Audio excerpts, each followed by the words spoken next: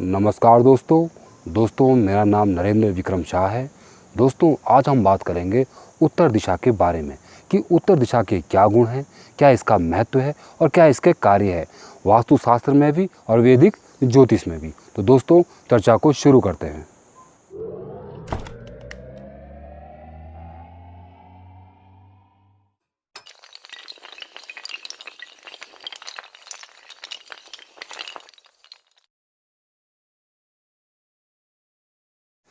नमस्कार दोस्तों चर्चा को शुरू करते हैं। दोस्तों आज चर्चा कर रहे हैं उत्तर दिशा के बारे में। दोस्तों इसके जो देवता है वो कुबेर है और जो इस दिशा में जो ग्रह वास करते हैं वो है बुध ग्रह, इससे जुड़े हुए हैं। और दोस्तों इसके जो ईश्वर हैं वो है गणेश जी। अब इससे आप अनुमान लगा सकते हैं कि ऐसा क्यों है। जो अष्टलक्ष्मी के जो 8 रूप हैं उसमें से जो एक रूप है वह धनलक्ष्मी का, वो इस दिशा में वास करता है। दोस्तों आप ऐसे भी देख सकते हैं जो माँ लक्ष्मी है वो चंचल है, वो कभी यह ठहरती नहीं है। सिर्फ धन आ सकता है पर धन की बचत होगी कि नहीं होगी, इसके जो देवता हैं वो कुबेर हैं। और धन का कैसे उपयोग होगा, क्योंकि कभी धन नाश भी कर देता है या कभी न धन होता ही नहीं हमारी गलतियों से, तो इसके कारक होते हैं बुध, यानी कि बुद्धि। हम बुद्धि से धन का सही उपयोग कर सकते हैं। दोस्तों उत्तर दिशा को जल की दिशा मानी जाती है और दोस्तों इस दिशा में जो राशियाँ वास करती है वो होगी कर्क राशि, आपकी वृश्चिक राशि और मीन राशि इस दिशा में वास करती है। दोस्तों जो वास्तु पुरुष है उसका लेफ्ट साइड का शोल्डर और चेस्ट यानी कि कंधा और छाती है।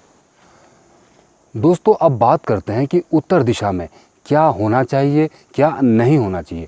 दोस्तों सबसे पहले उत्तर दिशा को हमेशा खाली रखें और खुला रखें, क्योंकि ये दिशा माँ लक्ष्मी और कुबेर की आने की दिशा होती है। अगर इस रास्ते को, इस दिशा को आप बंद रखेंगे या भारी रखेंगे तो उनको आने में दिक्कत होगी, इसलिए इस दिशा को हमेशा खुला रखें।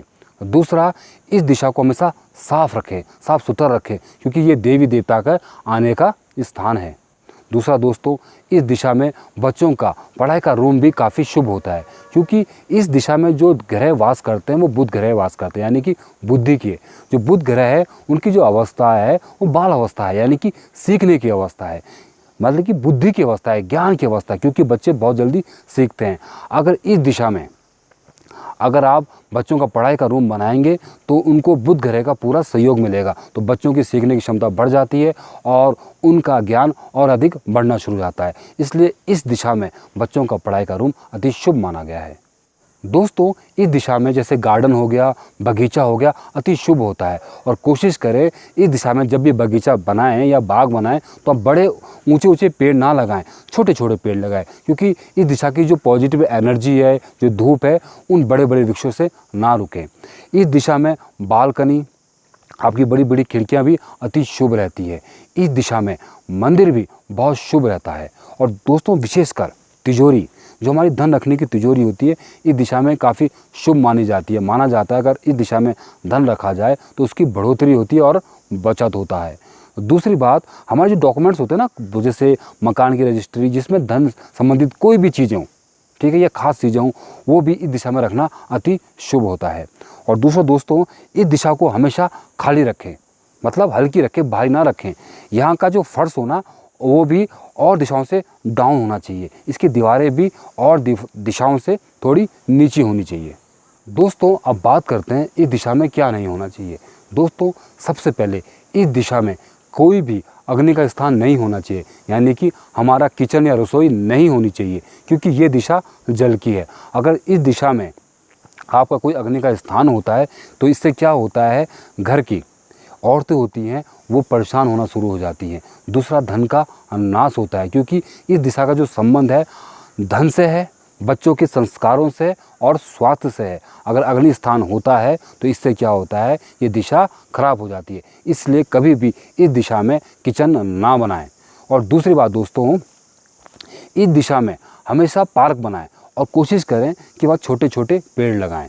और कभी भी इस दिशा में कूड़ा घर ना बनाए, जैसे कूड़े रखने की जगह बना दी या चप्पलों का स्थान बना दिया, वो ना बनाए, क्योंकि ये देवी देवता का वास है। इस दिशा को जितनी साफ सुथरी रखोगे उतना शुभ होता है।